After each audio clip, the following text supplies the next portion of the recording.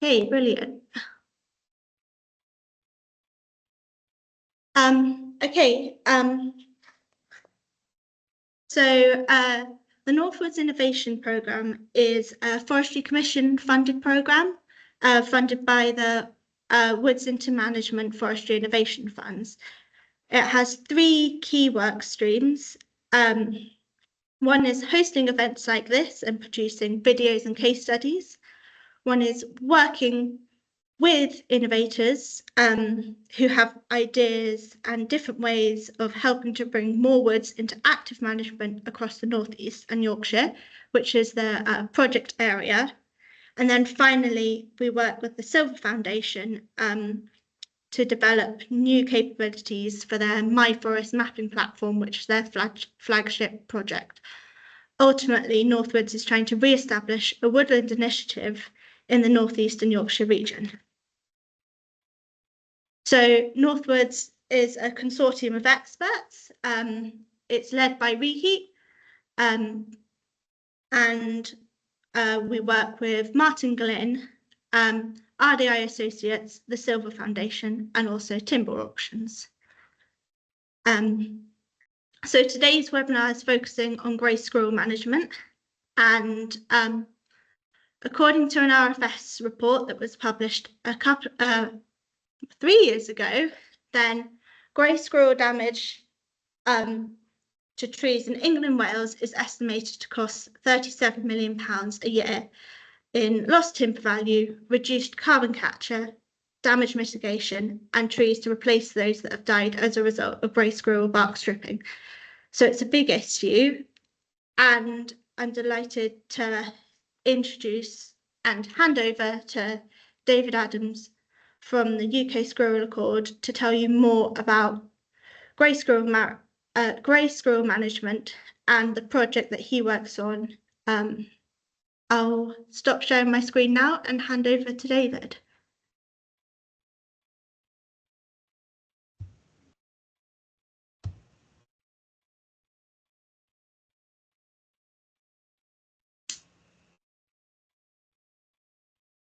We can see that fine, David. Lovely. Excellent. Over to you. Thank you. Hi.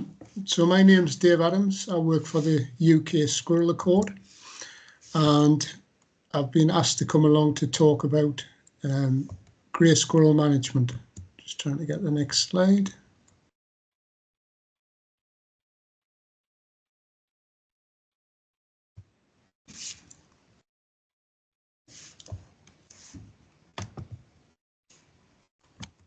Oh, I've gone a bit too far. So it's a pilot project that I'm working on with a colleague, Julie Bailey. It's a 12-month project due to finish in March of next year. And the project aims are to try and get more grey squirrel management carried out and looking at red squirrel conservation, particularly in Lancashire, Durham and Yorkshire. I also live up in Northumberland. As you can tell, I've got a slight accent, and I'm a volunteer up there and have been for several years.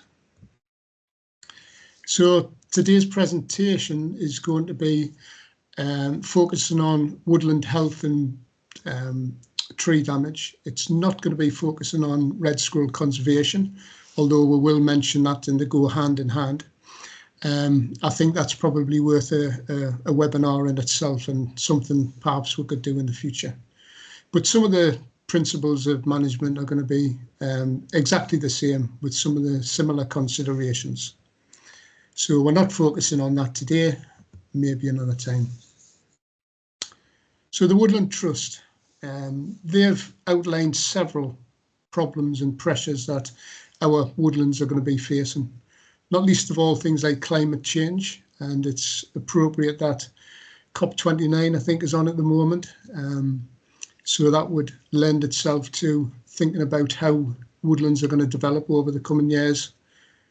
They talk about inappropriate development and pollution, and areas where the population is going to be even more urbanised than it is now. And obviously there's lots of deadly tree diseases and pests around there, including grey squirrels. The Trust have outlined at least 16 new threats that have come about since 2000, not least of all ash dieback, which is going to have a massive impact, especially in the valleys where I live. We're already seeing those impacts happening now as we speak, with trees dying back at a staggering rate. So it's something that's going to be, we're going to be faced with for several years to come.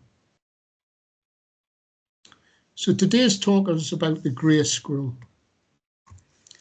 And as probably most of you will know, they were introduced, it is thought, around 1876 down in Cheshire.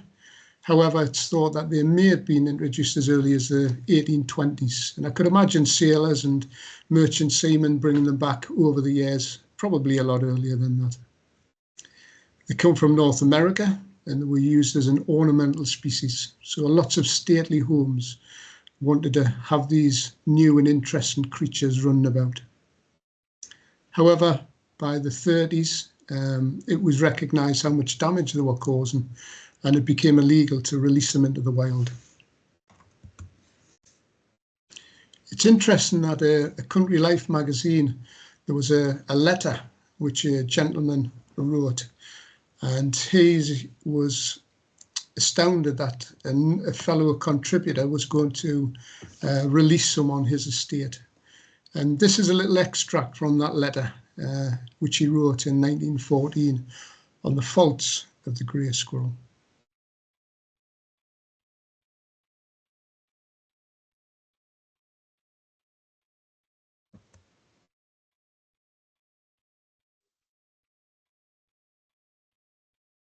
Sorry, it's taking a little bit of time for these slides to load.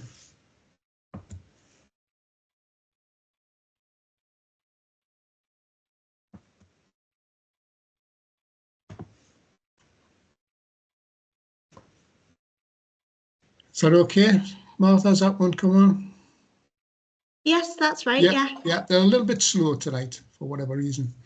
So this article, this letter, was a reply to something that was seen earlier in the publication, and it was talking about grey squirrels. So in mid-July, 4 years ago, the grey squirrels attacked two rather extensive plantations of sycamore of about 30 years growth, peeling the bark, sometimes for several feet, of leads, upper laterals. Scores of trees were ruined and seriously disformed. So that was in 1914, over 100 years ago. People were starting to have concerns about the damage then. Jump ahead to this year, and I'm hoping this is going to play.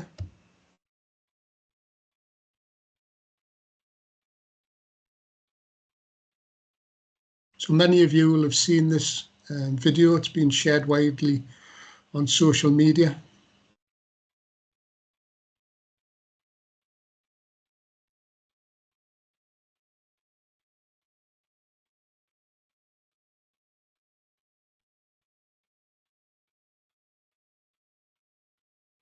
So this was an avenue of hornbeam that were absolutely devastated. You can see the strips of bark around that squirrel, and you could see what its appetite was like, taking that soft underlying tissue. The reasons aren't fully understood yet, but it's thought it's either for those pregnant females, perhaps to get the sugars and nutrients, the calcium, or maybe young adolescent males showing their vengeance on trees. I think the jury's still out, but research is ongoing as to the reasons that a grey squirrel might want to cause that level of damage to trees in particular. But you can see that it's quite extensive. So what type of damage can be caused? It can be anywhere on the tree, and it's often, people often confuse it with deer damage or rabbit damage, perhaps hares. So it could be at the base, it could be on the buttress roots, it could be on the bole as it is in the first photograph there. It could be on the stems, anywhere on the stems. It could be on major limbs, and if it goes all the way around that tree, then ring barking will occur, and quite often these trees will snap out at the point where they've been ring barked. So the damage can be widespread and extensive. We've already seen that they strip bark, creating openings for fungi and bacteria and other pathogens to kill and stress these trees. What is frustrating is it's quite often the healthiest trees that are targeted. So it can be those trees that are on the edges of woodlands or on raids, the vigorous young trees, the ones that you've probably been keeping an eye on and are doing really well until they're attacked. It's obviously going to have an impact on your woodland and the tree species and the biodiversity. And as was mentioned earlier, damage at a minimum could be up to £37 million a year. That's lost timber value, reduced carbon capture, etc. So there's a massive cost going on to woodland owners, and that cost is incredible, and it's actually probably more than that 37 million. We've already mentioned it's the young trees at the lake, usually between 10 and 40 years of age, young broadleaves, although they do cause extensive damage in some conifer plantations. And they can repeat that damage year after year. If those populations are high, they will visit those trees that they've already attacked. Some of the trees that are susceptible are going to be things like oak, beech and hornbeam, sweet chestnut and sycamore. There's been a lot of sycamore damage this year. I'm sure you can attest to the damage that you may have seen yourself in your own woodlands and areas. So this is what repeated damage might look like over several seasons of growth, where the trees try to repair itself. And you could imagine if that was a quality log of an oak or a beech, then that damage would render it not valueless, but certainly would make it an unviable crop. Things such as lime and horse chestnut, your wild cherry, they seem to be less affected. And as is mentioned before there, an oak tree can lose its potential to 20% of its potential. So if you've got a stand of oak or sycamore that you were hoping to recoup some of those costs of planting and care for, squirrel damage can have a major impact.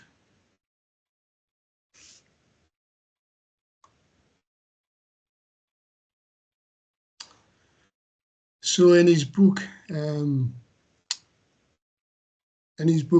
Charles Dutton, he says that without control of pests, it's impossible to grow broadleaf trees. And the Royal Forestry Society have something very similar.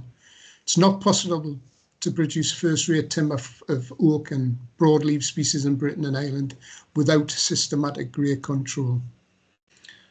So unless you have a programme of control, if those numbers get high enough, and damage will probably occur within your woodlands.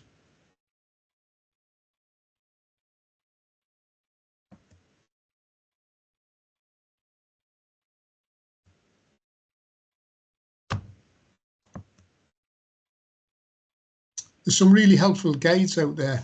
I'm not sure if any of you are familiar with the Forestry Commission guide on deer and squirrel damage. It's an online guide, although you can find a hard copy. We have some that we hand out at presentations, etc. But it's an excellent guide to the different kinds of damage that you're going to find and the differences between deer and squirrel damage. And as a starting place, it's a really good place to get started.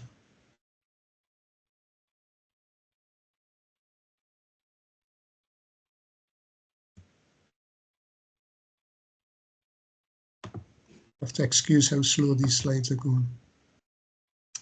Another really good technical note is controlling grey squirrels in forests and woodlands in the UK. That's a Forestry Commission document, and I'll refer to that a little bit later on. But that's a quite comprehensive technical note that'll give you everything really you need to know to start a programme of control.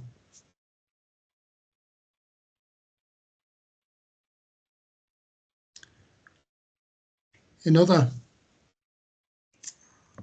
areas, they can enter roof voids, They can create problems with electrical cables and wires, and there's reports of several fires having been started by grey squirrels in the loft. It's something that urban dwellers perhaps don't realise as much as others.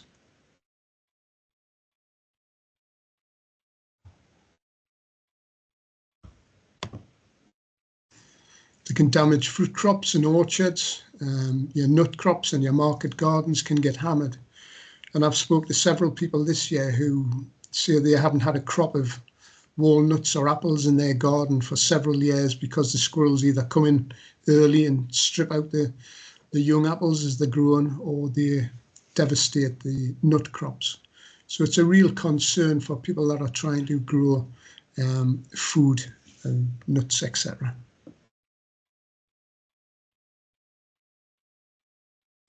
In gardens, they're a particular pest, nuts and seeds.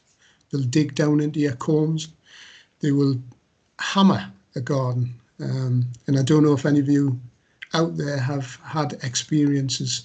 We're quite lucky up where I live up here in the northeast, in so much as we haven't got the numbers, but certainly further down south, gardens are devastated at times by squirrels. And obviously it goes without saying that there's a massive impact on red squirrels. As I say, this presentation is mainly to do with woodland damage and what you can do about it, and less to do with conservation of red squirrels. However, as I say, that's a whole another area that we could explore at some point. So what about birds? The British Trust for Ornithology have said that there's lots of anecdotal evidence out there that grey squirrels will predate nests of woodland birds in Britain, and that's something that I've come across lots during this this last 8 or 9 months. Lots of people have said how they've been watching birds in the gardens in particular that have been devastated by the predation of greys, whether or not it's the eggs or young chicks.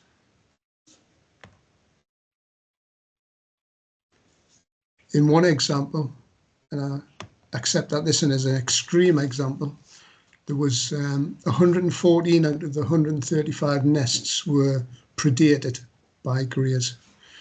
That was reduced significantly after a thorough shooting programme had been carried out on one estate. So locally, they can have a massive impact.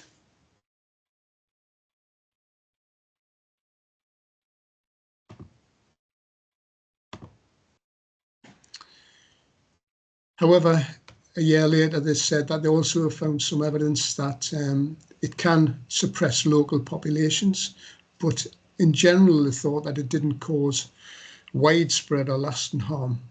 I think if you have been watching birds, young birds, rearing their young in your own garden and your own situation, there was local events could be very, very harmful. But they believe that it, on a larger scale, it might not have that impact. The jury's out, I think. So that's not a picture of a Disney picture there. I would imagine that that young bird is in for a short, sharp shock.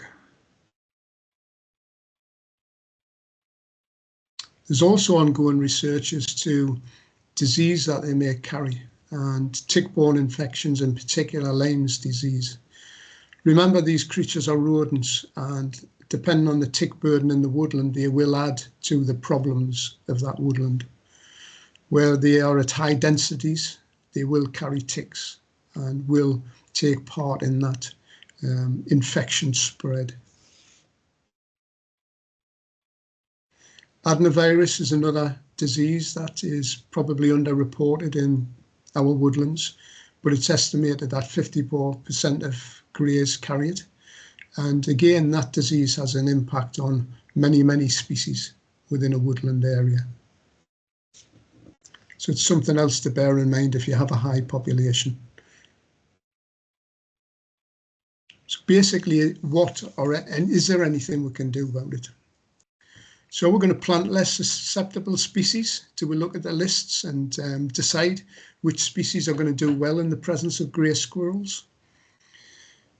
Do we do that, but we're at a risk of restricting the number of species that we're going to plant, the biodiversity?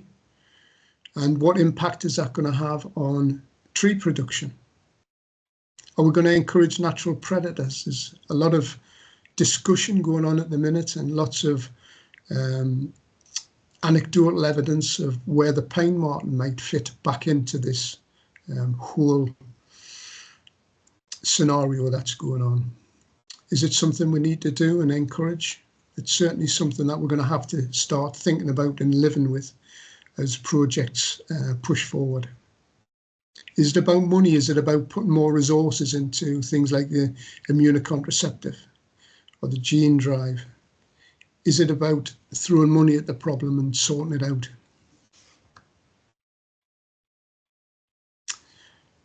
So at the moment in time, here and now, there's not a lot we can do about it. Some of the things that we've talked about, like gene drive and immunocontraceptive, that may not be available to us for perhaps 5, 10 plus years.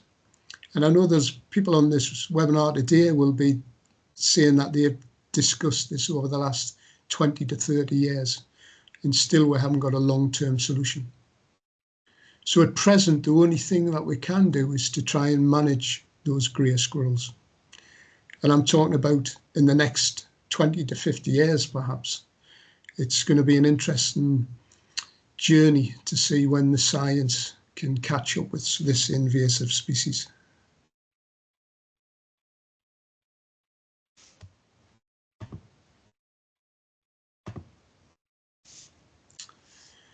So landscape control is going to be essential. It may be that you could already able to look at your woodland and identify which areas of stands, which blocks are going to be at immediate risk.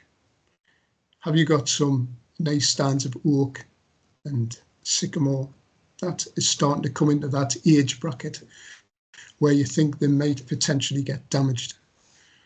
Although I've said before that between 10 and 40 years is the time when most of the problems occur, it can occur to any trees over, say, 5 centimetres or so. If it can support a squirrel, a tree, then it's potentially in harm's way. Try and start a conversation with your neighbours. What are your immediate neighbours doing? Many woodlands are broken up into smaller sections. What are your neighbours thinking about doing? I think collaborative culling is going to be essential. Can you identify where the squirrels are coming from? Have you got any riparian corridors that are moving down these, coming across these connective hedgerows and shelter belts? So this is all going to be part of your plan to try and mitigate some of these problems. You can seek professional help. There's woodland officers, Forestry Commission, who will give you advice. If you're in an area where there's red squirrels, there'll be local red squirrel groups already set up. They can give you some good advice about management. People like Basque, National Gamekeepers Association, etc. There's lots of people out there willing to give you advice. And obviously the UK Squirrel Accord as well. There's also lots of training programs available. Basque, British Red Squirrels, Lantra, National Gamekeepers Association, they're all doing courses to train people up to get involved in management and control. This is from the article that I showed you before, the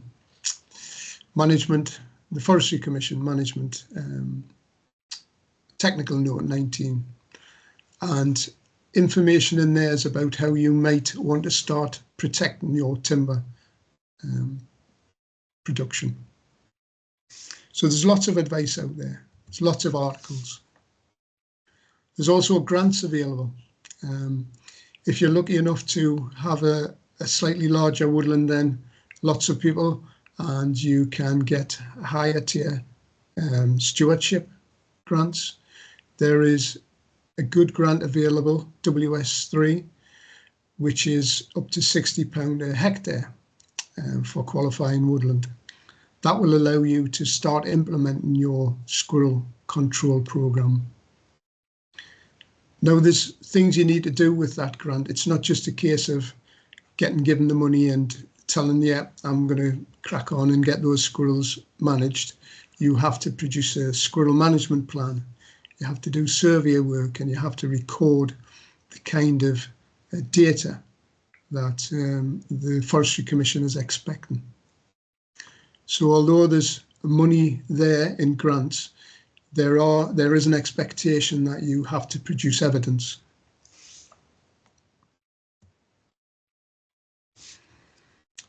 As I said before, there's a wealth of information out there. There's lots and lots of information. If you look online, there'll be a plethora to get you started. There's also lots of different equipment and traps and monitoring equipment available. And there's over 20 spring traps approved for the killing of grey squirrels. And there's a list online that you can find out what those different traps are. It's a picture of a few different kinds of traps. And again, a good training programme would help to find out what's going to be best for you and your woodland and your needs. So there's many, many different traps out there with pros and cons. There are some that are very expensive, and you can see how they would fit into your management programme. There are some that would require you to create boxes and cavities and places like that. But you have to be very careful with some of these traps as well. And it goes without saying that you wouldn't use these kill type traps in a red squirrel area. There are also many live cage catch traps. You have single entry ones, which will catch one animal at a time, or you have multi-catch cage traps out there. So there are many resources already available and developed that you can tap into. As I said before, you have to remember that each trap has its own rules and regulations, and there's a lot of best practice guidelines out there. For instance, some traps that are suitable for killing grey squirrels, they're illegal to use to catch stoats, for instance. So you'd have to be very careful about how and where you use these different kinds of traps. Again, what you want to avoid at all costs are any non-target species going in there. Live cage trapping will mitigate against those kind of problems. Obviously, a kill trap will not. Getting good training is going to be essential. So I recommend anybody that's interested in starting a control programme to find some good training available locally if you can. Shooting grey squirrels has come in on leaps and bounds over the last few years with the development of new equipment and techniques. So there's a photograph there of some guys doing some squirrel deer poking, where literally somebody will poke a deer to encourage the squirrels to leave and then are shot. This can be a complementary method and is used on a lot of sporting estates, for instance. The chap on the other photograph there, sitting nice and quietly, is using a high-powered air rifle. And again, air rifles and techniques for controlling grey squirrels with air rifles has come on in leaps and bounds over the last few years. These high-powered, very, very accurate air rifles are capable of humanely dispatching squirrels regularly. And I would imagine tens of thousands are removed from the British landscape using air rifles alone. Again, there's specialist training that you can go on to help you develop those skills. The bottom photograph is a couple of thermal image pictures. Thermal technology has come on leaps and bounds over the last few years, and it's definitely more affordable now than it's been for a long time.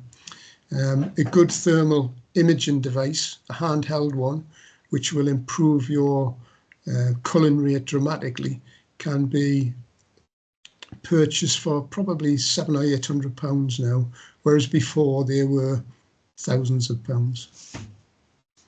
So there's lots of techniques and lots of equipment out there that can help with your quest. Again, this is from the technical note 19, which will give you some ideas about how you may want to go about with your own cull programme. So getting to the question side, which I hope we've got a few there. And in conclusion, an all-round programme of control is probably the best way to go forward. Integrating different kinds of control, whether it's shooting, trapping, will help to ensure that valuable timber crops are going to be safeguarded. It goes without saying again that red squirrels, although we're not talking about them specifically in this presentation, may become extinct locally and possibly within the UK without our help and the help of all the voluntary groups that are taking things forward. Any questions, please?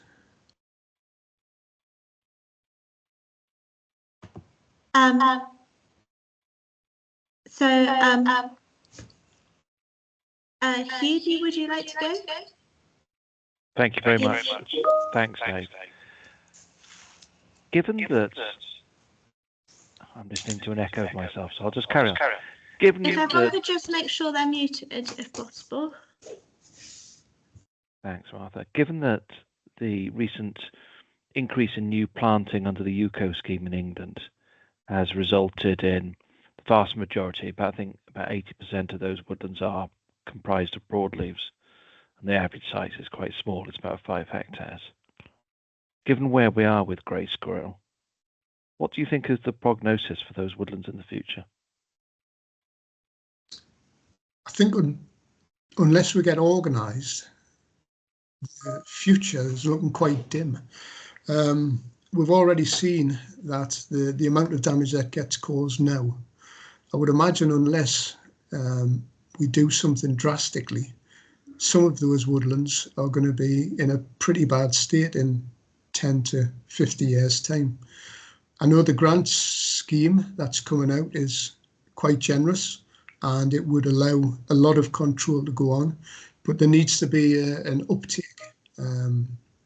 from members of the public and estates.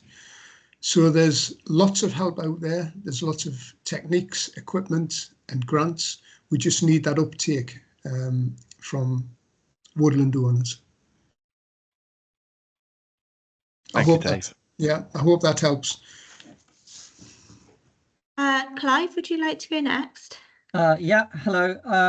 I was wondering about the A18 trap, the gas trap. It sounds like if there's enough gas in it, it would kill hundreds of squirrels without anyone having to be there. But I've heard negative things about it. Yeah, the good nature trap. I think when it first came out, it was going to be the saviour of everyone, and it was going to change grey squirrel management beyond belief. As you see, I've heard mixed reports on it.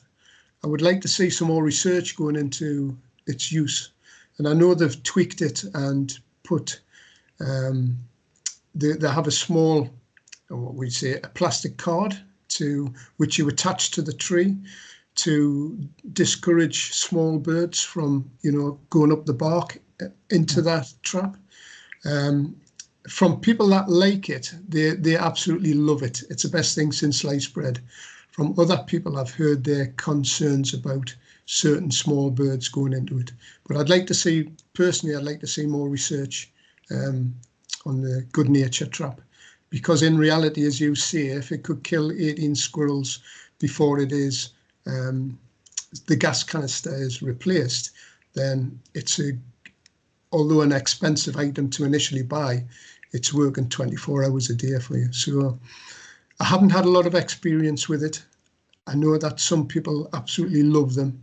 You will have to be careful because there are Chinese copies coming into the country, and I don't believe that they would be appropriate for the type of control that we're talking about. And they're certainly not on the spring order. There's a trap spring order.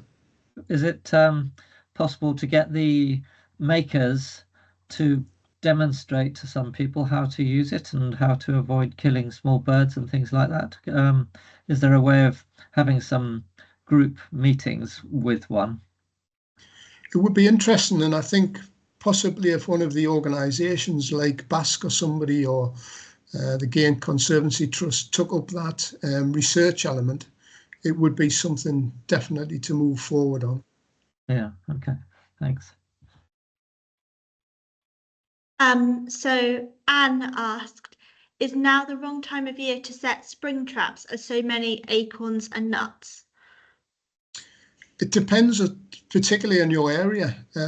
We haven't had a fantastic oak or hazel crop up here in the northeast. So depending on where you are, it may be that there's too much natural food about. I started trapping locally last week, and they're certainly coming to the feeders and coming to the traps now. But as I say, I think it depends if you've had a good mast year or a good crop where you are. It's a bit trial and error. I would put the traps out and maybe bait them for a week and see if they come into traps.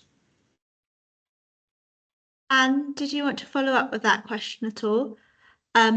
You're welcome to put up your hand. If I move on to the next question, Chris asks, is there any good practice using drones for surveys in the UK? Again, I think as technology moves on, I think there are certain people taking that up, and we've seen some impressive results of drone footage.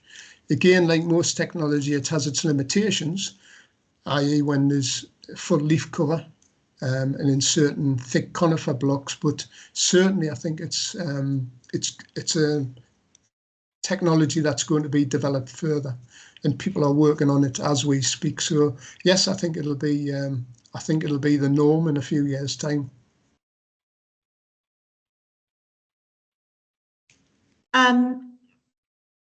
Chris, did you have a follow-up to that question? Yeah, can I just say thank you for organising this? I've learnt loads, including about Lantra courses and things like that. As a recent volunteer, David, do you know of any drones that are being used that I can reach out and make contact with? Maybe I can just stay on after and chat with you briefly. Yeah, that would be absolutely fine. I think Super. My colleague who works in Cumbria, Julie, she's had experience of drones and drone surveys, so I could certainly get you some more information about that. That'd be super. Thank you. I think, David, we might be able to share your contact details with the attendees so that they can get in touch with you with any specific questions. Roland, would you like to go next?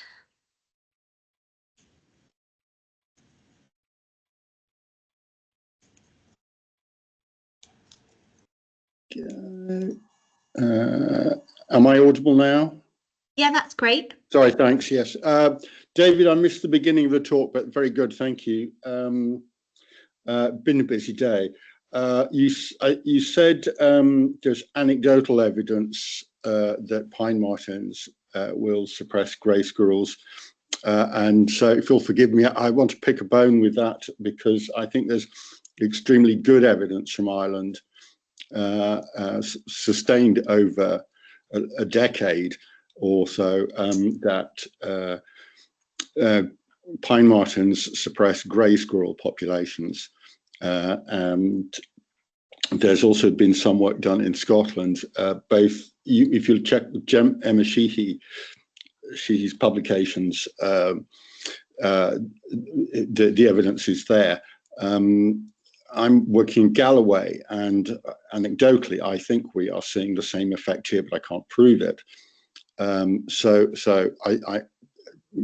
Yes, I want to make the case that the evidence there is good and it's published. I think you're right, Roland. I'm quite happy to support that argument. Thanks, but I wonder if where the pine martens are encroaching, there are perhaps things that landowners can do to encourage them. quite a few woodland owners may also have pheasant shoots. So if they're, obviously it's what they want to do, but if they're willing to take the steps needed to protect pheasants when they're raising them, then there are also things they can do to protect, to encourage pine martens. For example, installing pine marten den boxes, and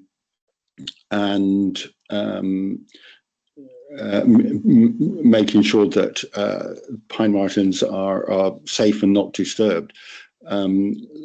And in the long run, that is probably going to be by far the most effective way in rural locations.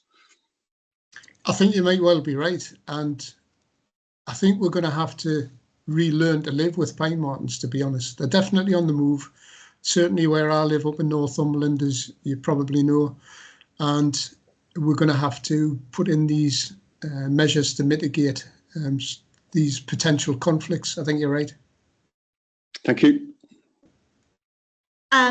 Another question from the chat from Paul is, are there areas where population densities of grey squirrels are particularly high? It's interesting to note that the small video clip that I posted was probably less than an hour's drive from where they were originally released back in 1876 or whatever it was. So that was only an hour away. So there's areas of woodland that are densely populated, and it's something that I don't think have noticed really so much in the northeast, because of the work that the red squirrel groups are doing up this end of the country and trying to keep them at bay. But certainly my colleague and I were down in Yorkshire and visited a woodland down there, not very far away as the crow flies, and the woodland was absolutely devastated, and they were getting damage from deer, where the young trees were coming, trying to grow, and the deer were knocking them back, and anything that was pushing through and eventually growing was getting absolutely hammered with squirrels. So we're at a point now where we must do something with these either invasive species in the grey squirrel world, or species that are potentially getting out of hand, deer for instance, in some areas. So it's hard to say, but certainly down south there's areas where the Forestry Commission won't give you grants for planting some of these hardwood forests unless you have this massive effort to control grey squirrels. Thank you. Hugh, would you like to ask your question next? Sorry, and thank you. Just picking up also a question on the chat, which talks about any news on a contraceptive solution. Do you think the approaches on the science-based immunocontraception and or gene drive will ever happen? I've got my fingers and toes crossed in that department. I'd like to see something. I don't think it's going to be the magic bullet. I think there's still going to be need for other types of control methods and bringing in other technologies, perhaps drones, etc. But I would really like to see something on the science front. There's been millions thrown at it, so I'd like to see something come of it.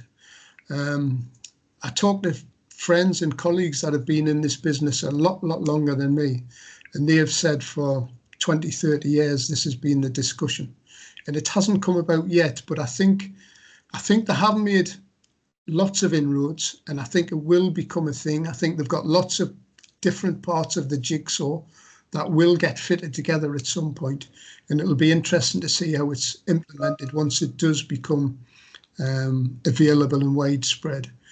But there's going to be a lot of hurdles, I think, between then and now. But there's definitely good progress being made, and I'd like to think that within 5 to 10 years there will be something on the market that we can use to try and knock those massive populations back. Another question from the chat is suggestions for the best food to put in a spring trap. There's Neil asking, so if you want to unmute yourself, Neil, and add anything, then please feel free to. Yeah, I guess there was one other thing I was going to say too, which is my wife works at Centre Parks, which is about 2 miles away, and people are spending their whole time feeding squirrels there. So population is going up and up. And I'm assuming the government's not going to ban feeding squirrels at any point soon. But yeah, I've heard lots of things for a spring trap in terms of peanut butter, walnuts, hazelnuts. Any suggestions for the best thing to encourage the squirrel in? I think you're probably going along the right lines and not having one in particular. If you find something that doesn't work, try something else. I quite often use maize because it's brightly coloured, it's cheap compared to peanuts, and obviously hazelnuts and walnuts are very expensive.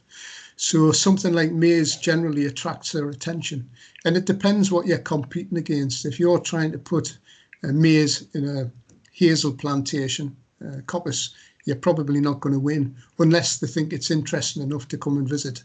So I would suggest you try different things. If something doesn't work, try something else. I've got friends that use aniseed and other things that smell, vanilla extract, aniseed, apple extract, things like that. They've had good success when other things don't work. So I think it's a case of mix and match. I don't know if that's any help, Neil, but you're probably going along the right lines. I think one has to just try everything, don't you? See what works best. Yeah, sometimes that's the thing to do, but I think aniseed definitely seems to help. And you can get that in various forms to mix in with whatever feed you're using. But that's something that I quite often do. I'll put do you know those small jam jars that you get when you go on holiday? I sometimes put peanut butter or aniseed or something like that in one of those and place that in the trap. So there's an added bonus for that squirrel. You know, there's not only nice bright things that smell nice as well, but there's also that something interesting to explore. So it's just a case of mix and match. Okay, and can I just ask, without wishing to hog the thing,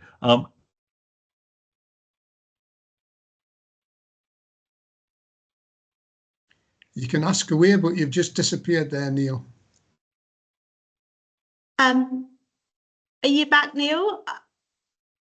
I'm not sure we can hear you at the moment.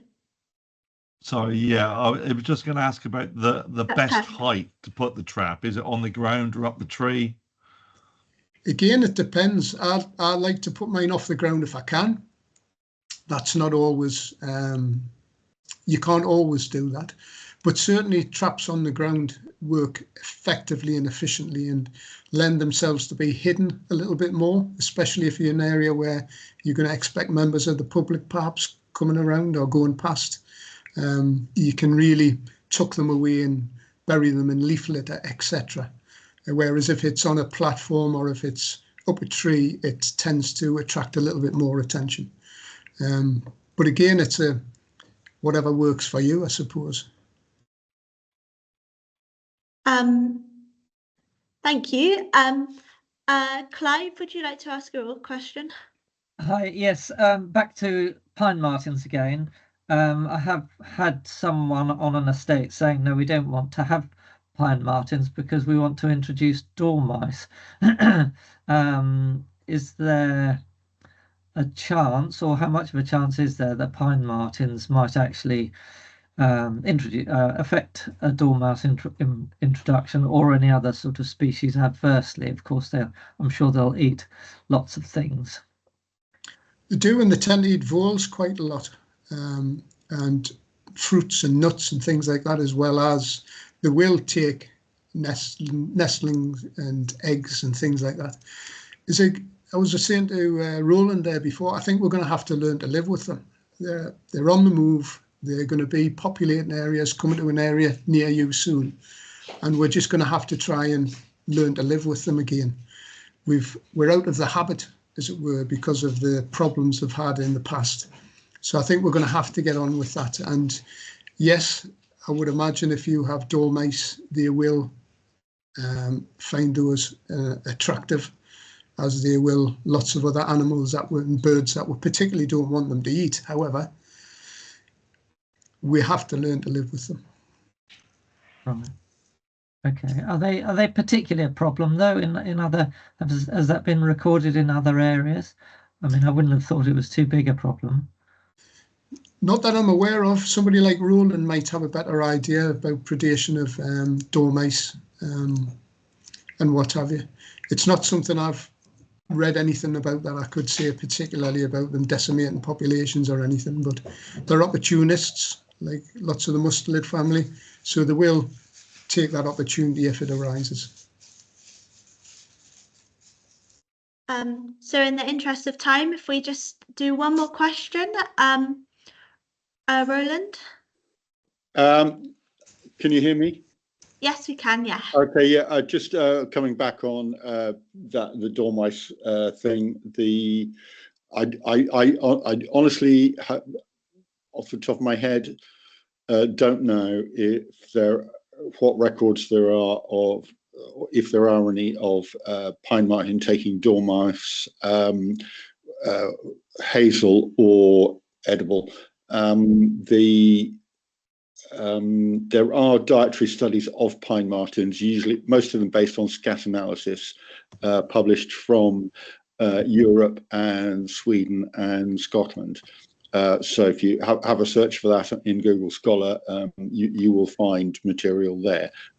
As David said, they are omnivores, but if there are pine martens resident, I would say that is, I would take that as an indication that that's probably not a suitable place in which to try and reintroduce dormice if you if you're trying to do that, because and reintroduction, it's going to be a vulnerable population. So when if you've got an established and flexible predator, an arboreal predator like a pine marten, you're going to be stacking the odds against yourself.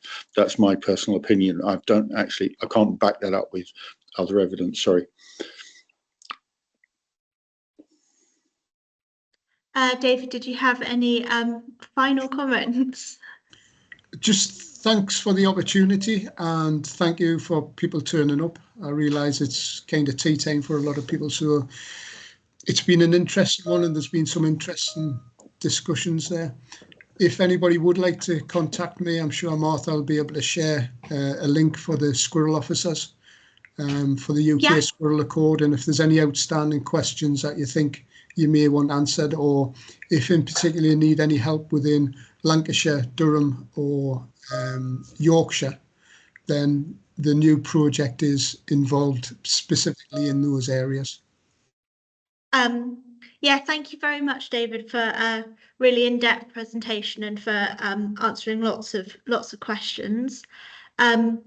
Just from my perspective, if anyone would like to complete the evaluation form that's sent out through Eventbrite, I realise it was sent out in error early this morning, so apologies for that. We'd be really grateful for your feedback, and we also feed back to the Forestry Commission as part of the innovation programme. We've got a Northwoods website where you can find out a lot more about what we're doing as part of the project, and we've got a couple more webinars coming up in November that you can find on our Eventbrite page, one looking at stakeholder opinions on biochar, and one looking at local wood economies and the cloud forest marketplace. A big thank you to David, and that's it's been nice to see lots of interesting conversations in the chat as well. I hope you have a good evening. Thank you. Thank you. Good night.